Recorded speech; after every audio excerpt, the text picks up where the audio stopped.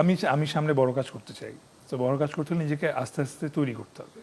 তো যেটা দেখলাম যে আসলে বড় কাজ কিভাবে প্র্যাকটিসে আনবো, সেটার জন্য আসলে একটা কাজের পিছনে অনেক দিন সময় দিতে পারলে কাজগুলোর ভ্যারিয়েশন অন্যরকম হয়। বাহ, এবারে এক একটা নাটকের পিছনে আমার এমনও দিন আছে, কোন নাটক 13-14 দিন লেগেছে, কোন নাটক 8 দিন 10 দিন লেগেছে। রিয়েলি? ইনফ্যাক্ট আমার অ্যাভারেজ নাটক সব 7 থেকে 10 দিন সময় লাগে। এতদিন? Right. আমরা তো জানি যে নাটক ইউজুয়ালি হয় 2 দিন 3 দিন ম্যাক্স।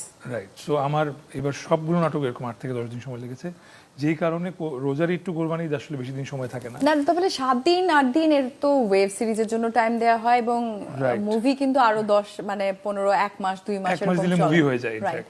সো তাহলে চেঞ্জেসটা এই ক্ষেত্রে কোথায় আসে? চেঞ্জেসটা এই ক্ষেত্রে আমি আমার কাজের ক্ষেত্রে আনার চেষ্টা করছি যে একটা কাজের যখন আমি অনেক বেশি দিন দিচ্ছি, অনেক শুটিং করতে পারছি, অনেক বেশি ডিটেইল নিয়ে আসতে পারছি, ওকে, অভিনয় অনেক সেক্ষেত্রে অনেক নাটকের গভীরে গিয়ে বাজেটটা অভিনয় কি করতে বেড়ে পারছি। যাচ্ছে না? লাইক অবশ্যই এই বেড়ে বাজেট যাচ্ছে। দিয়ে আমি তো একটা ওয়েব সিরিজ করে ফেলতে পারি।